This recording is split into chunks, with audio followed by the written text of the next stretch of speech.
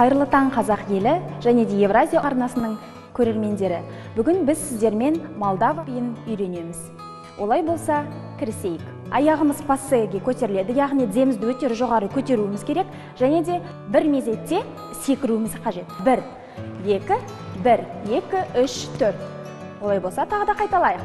1, 2, 1, 2, 3, 4, 1, 2, 1, 2, 3, 4.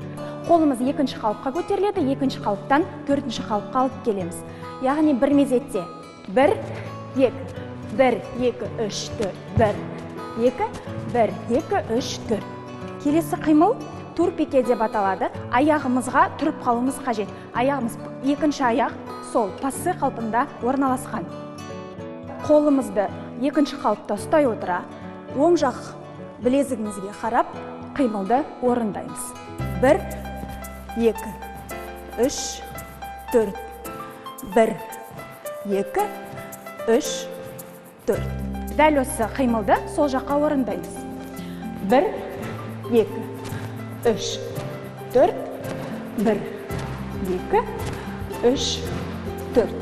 Дәл осы қимылды өз айналамызды айнала отыра орындаймыз. Олай болса, достар, осы үйренген қимылдарымызды қолдана отыра, Молдованың биін, ұлттық киімін киіп орындайық.